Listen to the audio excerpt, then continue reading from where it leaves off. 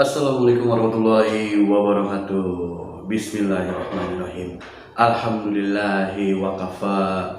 Wassalatu wassalamu ala rasulihil mustafa wa ala alihi wa ashabihi wa man ihtada amma ba'du.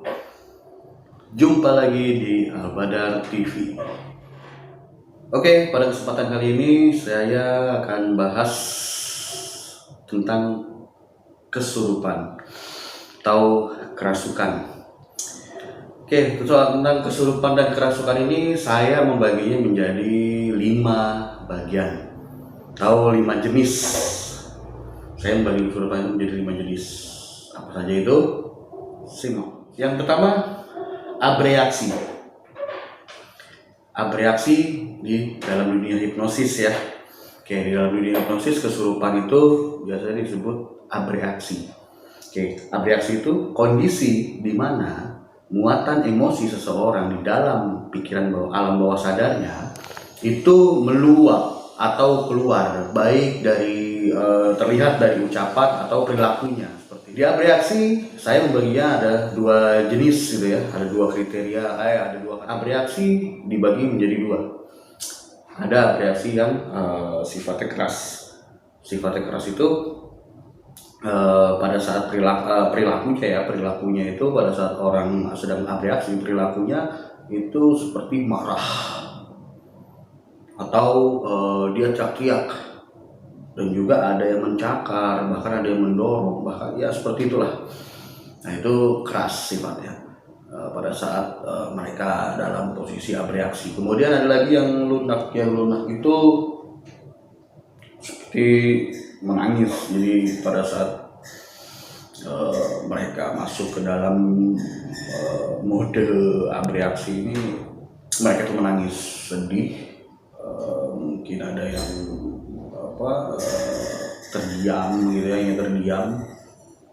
Nah, tapi dari kedua ini antara keras dan lunak ini mereka sama-sama pada saat akhirnya mereka akan lega gitu ya, merasa lega, merasa. Yang kedua, histeria. Histeria itu kondisi di mana seseorang dikendalikan oleh emosinya. Seperti itu. Jadi simpelnya itu seperti orang sedang stres gitu ya. Nah, ini sampai menyebabkan kondisi fisiknya terganggu, seperti sakit perut gitu ya, maag, sakit kepala gitu. Jadi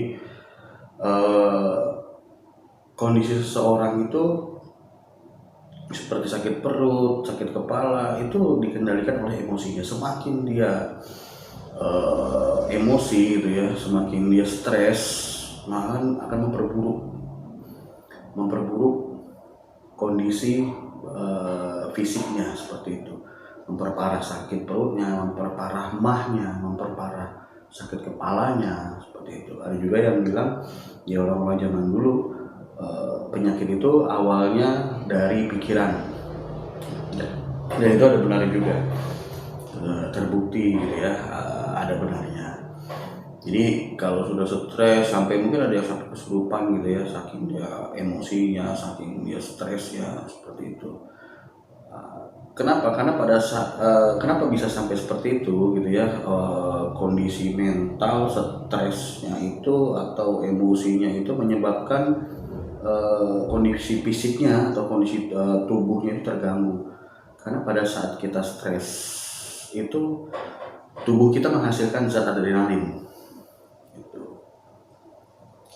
Menghasilkan zat adrenalin itu namanya epinefrin. Nah, zat epinefrin ini itu menyebabkan kalau sudah masuk ke dalam diproduksi oleh tubuh kita dan masuk ke dalam darah, itu akan menurunkan sistem imunitas tubuh kita. Nah, terbayangkan baik kondisi lagi banyak virus seperti ini, pada saat apalagi orang sudah positif gitu ya, terkena virus, kemudian dia stres, kebayangan tubuhnya malah menghasilkan zat epinefrin ini tadi, kemudian masuk dalam darah dan menurunkan sistem imun, seperti itu. Makanya wajib juga bagi kita kalau rasanya sakit ya, sebisa mungkin lah gitu ya, kita jaga pola makan gitu ya, jangan sampai nggak makan juga. Terus yang paling utama, pikiran tetap tenang, seperti itu.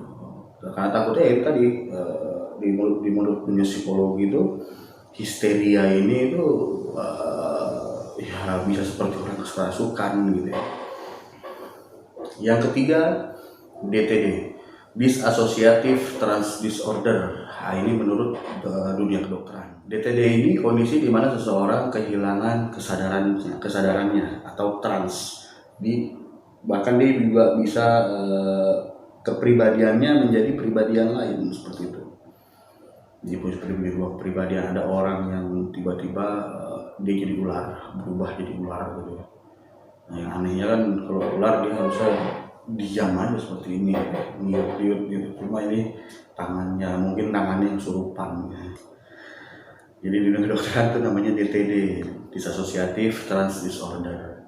Itu ya, memang sih beberapa penelitian di dunia kedokteran mengenai DTD ini gitu ya, belum ada hasil yang kredibel gitu, atau hasil yang teruji secara klinis lah, mungkin seperti itu ya. Bahwasanya ini benar-benar penyakit yang secara klinis gitu. Tapi memang sampai saat ini pun di luar negeri pun banyak dokter yang masih mengkaitkan DTD ini dengan dunia yang tak kasat mata. Yang keempat, kesurupan benar-benar karena jin. Nah, yang keempat ini menurut pandangan saya gitu ya, saya percaya bahwasanya ada benar-benar gitu orang kesurupan karena jin gitu ya. Ya simpelnya seperti ini, kalau yang benar-benar kesurupan karena jin gitu ya, contoh yang ini menurut pengalaman pribadi saya sendiri, itu orang nggak ngerti bahasa Belanda. Oke, kalau dipakai mau di dunia hipnosis sendiri pun dia nggak ada tuh jejak istilahnya dia pernah belajar gitu ya atau apa bahasa Belanda. Dan ini pada saat kerasukan jin ini bahasa Belandanya fasih. Berarti lalu mungkin dia bukan orang Sunda tapi dia bisa berbahasa Sunda itu, atau pada saat kemasukan juga ada yang perubahan fisik gitu, ada beberapa perubahan fisik yang terjadi. Seperti misalkan matanya tadinya biasanya putih gitu ya, bagian kelopak mata putih, tiba-tiba dia berubah jadi merah. Nah, itu juga ada indikasi seperti itu. Nah, kemudian banyak sih contoh-contohnya, kayak perut yang tadinya kecil tiba-tiba membesar gitu kan. Nah, mungkin seperti terbang di mana di Jawa, berjalan di atas air atau apa. Itu sih saya belum pernah lihat, tapi yang saya pernah tahu yang saya sebutkan itu tadi. Jadi saya percaya kesurupan itu karena jin itu ada, karena di agama saya sendiri itu mengajarkan bahwasanya jin itu bisa memasuki tubuh seseorang. Dan juga bahkan bukan hanya nabi saja yang bisa melihat jin seperti itu. Sahabat Nabi Ubay bin Ka'ab pada saat itu dia punya gentong isi kurma ya. Ini di hadis riwayat Nasai. Nah, ini bukan menggurui ya, ini sama-sama kita belajar. Hadis riwayat Nasai itu menceritakan pada saat itu Ubay bin Ka'ab ini sedang ngecek gitu ya, karena dia punya gentong isi kurma itu, dia selalu cek di situ. Dan suatu ketika dia melihat ada sosok gitu ya, orang remaja gitu. Nah, dia dekati, dia tanya, kamu manusia, kamu siapa gitu, kamu manusia atau jin? Kemudian sosok tersebut menjawab, saya jin. Nah, sosok yang remaja tadi itu ya, tampilannya remaja, saya jin. Nah, kemudian Umay bin Ka'ab ini bertanya, apa yang bisa bangsa kami lakukan untuk membentengi dari kejahatan kaummu? Kemudian sosok ini menjawab, ayat kursi. Seperti itu, dia bilang ayat kursi.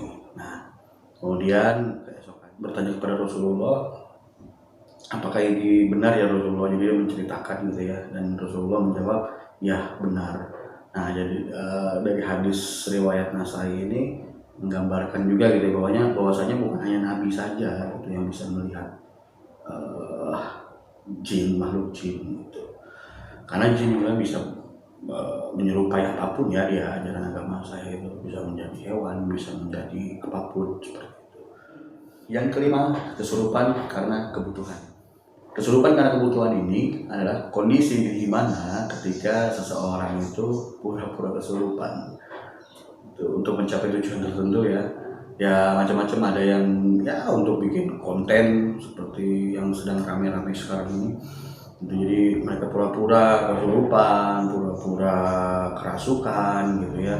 Kemudian ada yang mungkin praktisinya gitu kan, ya untuk mengangkat nama atau ya intinya untuk sebuah konten lah seperti itu. Untuk acara televisi mungkin, kan, acara-acara misteri seperti itu. Kemudian ada juga kesurupan karena kebutuhan ini, seperti kebutuhan karena materi mungkin. Ada yang pura-pura kesurupan untuk mencari perhatian orang lain, mencari perhatian lingkungan, mencari perhatian keluarganya, seperti itu. Karena mungkin dengan dia menyampaikan pendapat pada saat dia sadar, dia berpikir ini nggak akan diterima. Mungkin dengan pura-pura kesurupan ini, mungkin gitu ya, mungkin dengan pura-pura kesurupan ini dia percaya gitu akan didengar kemauannya atau dituruti kemauannya, seperti itu. Nah, itulah tadi kelima jenis kesurupan menurut pandangan saya. Apapun itu yang terjadi, kita gitu sebagai praktisi, kita sama-sama belajar ya. Alangkah baiknya pada saat ada orang tidak sadarkan diri atau mungkin dia bukan dirinya sendiri yang kita lihat gitu, kita jangan menjudge dulu gitu, jangan wah nih kayaknya kesurupan nih, kemasukan jin gitu ya. Jadi kesurupan itu belum tentu kemasukan jin, seperti itu. Jadi jangan sampai pada saat orang ini kondisinya dia seperti DTD gitu ya, atau histeria, hanya sekedar histeria saja. Histeria itu ya bisa seperti kayak pada saat di ujian gitu kan, dia stres gitu kan, terjadi kesurupan ke histeria massal, mas histeria, kesurupan massal. Kenapa bisa terjadi ya kesurupan massal? Karena termanifestasi sebenarnya sih, dia ngelihat temannya, dia tersugesti, jadilah. Jadi jangan sampai gini intinya, dia pada saat itu cuma kondisinya histeria, tapi kita yang ngeyakin banget gitu, yakin banget bahwasanya ini jin yang masuk. Jangan sampai jinnya mungkin ada di daerah situ ya, jinnya ini melihat ini manusia ngapain, gua nggak masuk tapi lu begini tingkahnya gitu. Jangan sampai seperti itu ya. Jadi kita harus pelajari dulu gitu. Kalau saya gitu ya, saya pelajari dulu ini seperti apa gitu ya. Kita menanganinya pun harus dengan tenang itu. Nah, itulah tadi 5 jenis kesurupan atau kerasukan yang saya pahami menurut perjalanan hidup saya yang pernah saya temui. Dan penjelasan saya kali ini, subhanakallahumma wa bihamdi, asyhadu an la ilaha illa anta, astaghfiruka wa atubu ilaik. Wassalamualaikum warahmatullahi wabarakatuh. Ya Nabi, salam alaika. Ya Rasul, salam alaika.